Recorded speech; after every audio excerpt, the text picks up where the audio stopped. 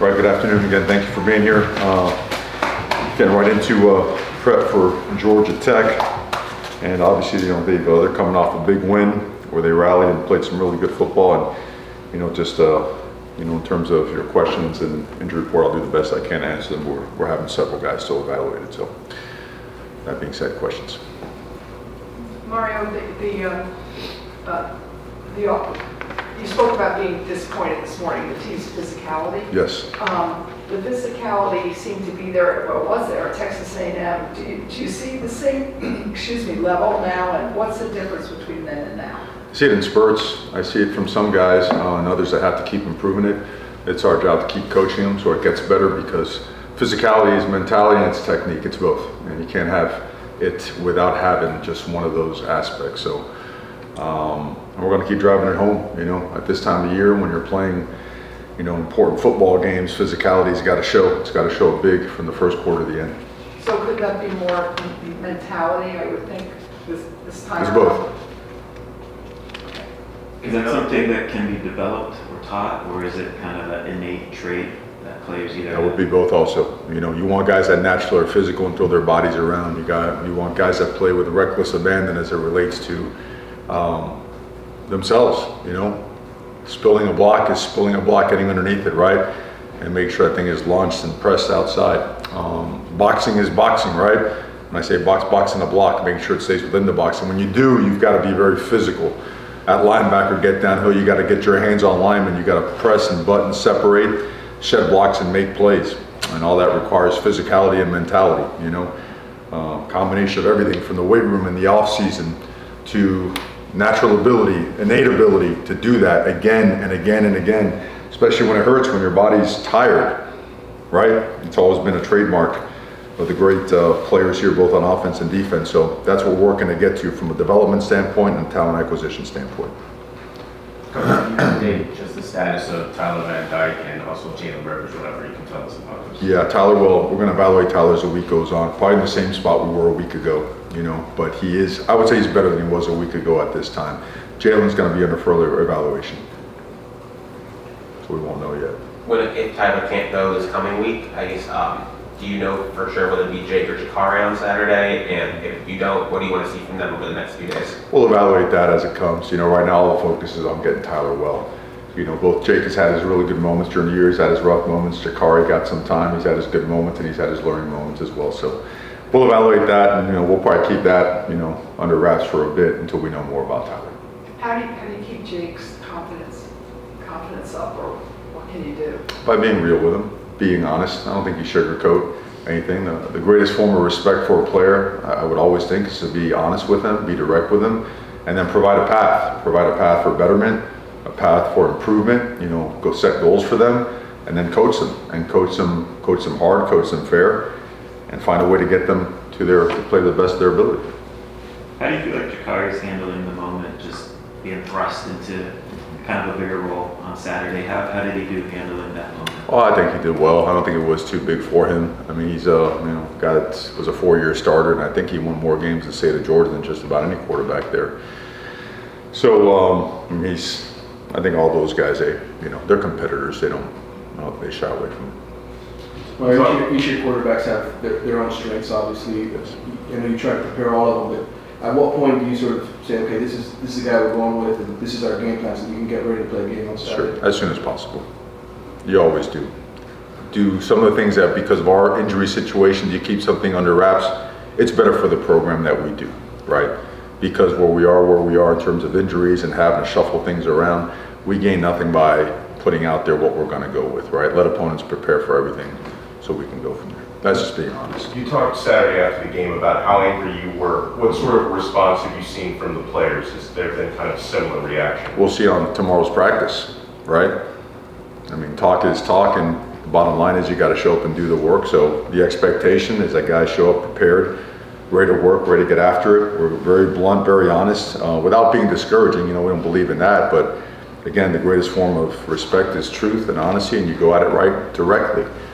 Right between the eyes, things that we have to improve upon. And it starts with coaching. I always say that when we take this, we take it together. There's no separation. There's no finger pointing or BS or nonsense.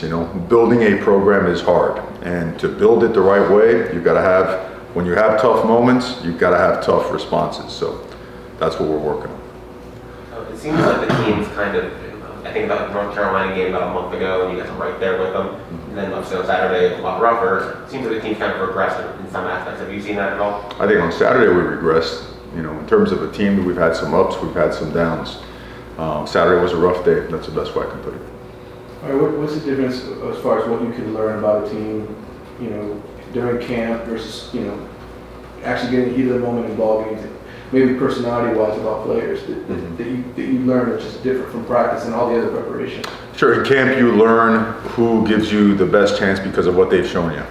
Guys that have earned the right to go out there because they understand what we're trying to do, how to do it, and why we're doing it that way, and they do it hard or better than the next guy. And then when the lights come on, you find out what exactly, a guy can or cannot do. Sometimes the moment gets too big for a guy, sometimes it's the opposite. Sometimes they turn on and makes them go even better and harder. So there's nothing like the truth of the tape on game day. That will always tell the truth, and I think that's always important. Take a deep dive into analysis, individual analysis of game day tape, right? Who's doing well, who's not doing well. Find a path for correction, right? A path for technique and fundamentals. Eye discipline, things that show up better, but I guess to put it bluntly, yeah, on game day, it'll show. And in terms of technique and what you're teaching guys, and what you spent all that time in the spring and summer spending with them to get them to play the way you want, how much of that do you see where they're playing with the technique and everything that you're taught? I think some guys have the capabilities physically, the power, the hips, the ankle flexibility, the length, the explosiveness to do it and do it on a fairly consistent basis, and some are a work in progress. It is the body types that we have, we're completely immersed in helping them develop and get better. And some could do it much better than others can. And some got a long ways to go to be able to do that at the level to play competitive Power 5 football. Mario, you've talked, the last few weeks especially, you knew that there was a lot of work to do when you got here. I guess what were the expectations that you had when you arrived here last year? And I guess where do you feel like you guys have met those expectations, and what do you think maybe you guys... Oh, that's for a long sit down. We'll talk about that after the season. I knew there was work. I said it a million times, I'll say it again. We left some really, really established places that we worked our butts off to make established. Okay? And we left it knowing that Miami had lost its way, and we're going to do whatever necessary to get it back on track, because what Miami's done the right way, Miami, in my opinion, will always be the best. So that's why we're here. We're not shying away from that. We're not shying away from the lumps. You take them, you eat them, you grow, you learn, and you go. But there's no head faking, there's no, sugarcoating or BS. You got to work, man. Got to work it into reality. Coach, Go ahead, Susan. the offensive struggles of going, I guess, 3 consecutive games with no touchdowns. Have you ever been through anything like that? And how It's do you been a long time. remedy that? It's been a long time. So, got to work. Coach, I guess a lot of the kids, future of the program, were at the game on Saturday. I can't mention names, but just kind of getting a look at them, being in the room with them, just does that encourage you? And then just I guess your message to those kids. It was kind of a pretty elite group of prospects. I mean, it's simple. I think they all see it. The future is awesome. Just got to work it into reality. And especially first years, they come with lumps sometimes. Remember, every place is left in a certain state, right? There's a certain level of whatever that a place is in when there's a restart, a reset.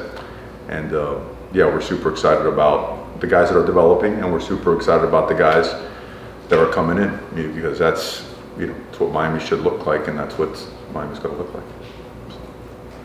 Coach, you've talked a lot about laying the foundation and things like that, maybe behind the scenes. Can you share a couple of those things that, not necessarily with results or whatnot, but maybe behind the scenes things that you're either pleased with progress or things that are going foundation-wise? I think we're creating much better habits off the field. It starts with accountability as it relates to class, tutoring appointments, right? All your academic appointments, as it relates to how you're living, away from the football field, and how you're, conducting yourself. I think there's a lot of progress in that, because it's all that leads to being a better football player, and it's important. We should have an elite academic status and GPA every single year. We should be, and that had fallen by the wayside. Well, now it's climbing back up, and Jessica Lopez, who I can't, I have to mention her. She's been incredibly instrumental in coming in and doing a great job with that. So that's one of a gazillion ways in terms of the things that we do from an accountability standpoint, because it should be done like you would want in your very own household. The same standards and principles, right? Of being a great person, of doing right by others, of having elite habits. So, but that's definitely for another sit down. It's a long, long time. So. Coach, the big plays given up in the last game, I mean, what do you attest to that, and how do you fix it? First one, we should have gotten hands. Everybody wants to point at DJ Ivy. That's not on him. Safety should have gotten hands on that guy and rerouted him. But of course, you watch a corner trailing the guy for a big touchdown, and everybody wants to point at him. That's not fair. So that one could have been very easily, prevented. One after that, I believe we had a penalty on an interception in the end zone. Counter. Bottom line is, when you box it in like that, you've got to come up and make a tackle. And we didn't help ourselves by we provided shorter fields. We were 3 and out, had a short punt, right? We shanked one. We got to coach the whole thing better, and we got to play it better, man. It was not good. Coach, you just talked about incoming recruits. How much does competition, you've been on some talented teams, how much does competition contribute to development? It's everything. It's everything. You never want entitlement in your program. Like, oh, I get to play because so-and-so left. It doesn't work that way. Not if you're going to be really good, right? If you want to do this for a living, the next time when you're in an NFL room, you don't go back to your dorm and go have your meal card swiped to get your food and whatnot. You're either sent home or you're part of the team, right? Real competition. There's real consequences. So I think competition brings the best or the worst out of everybody. That's the reality, And in my opinion, you got to stack your roster a certain way so that competition is a welcome thing. Competition can never be seen as a threatening thing. Competition makes the entire organization, the entire place better. And that's why when you are recruiting, you want to make sure that you're establishing that very clearly, right? So that guys aren't looking for, hey, I'm going to come and be the man. No, you're going to come in to compete. You have to be very honest with guys. How do you, how you kind of match energy with a team? Like Georgia Tech had a comeback win. I'm sure they're energized. You guys obviously had a rough time on Saturday. How do you make sure you can kind of match that energy, in a road game like this? With reality, bottom line. We've done a good job playing on the road in conference. We got to go do it against a team that played really well this past week. It's got some guys coming off of injury. I know they've got a big whiteout night as well, or afternoon prepared for them. So the environment will be great. They got really good players, and our guys know that. So let's get to practice and practice to the best of our abilities. Yep. Last one for Coach. Okay, just the mental and emotional bounce back after a game like that. For the players, how difficult is that, and how do you, as coaches, help them get through? Better shake it off. Shake it off. It's time to go. The ball's going to be placed on the tee at 3:30 on Saturday, so there's no time to wallow in that. Football is not, time waits on nobody when it comes to football. So the reality is we have an opportunity, a tremendous opportunity to get better. And we've shown that we've been able to do that this season a couple different times to bounce back and play really, really well. The tape right there told us enough. You know what the tape did? Told us the truth. That we're not playing to the best of our ability, and we got to get better, and we have to develop a whole lot better to make sure we have the outcome that we want. So that right there should be more than enough motivation to go out and practice great and play as hard as we can.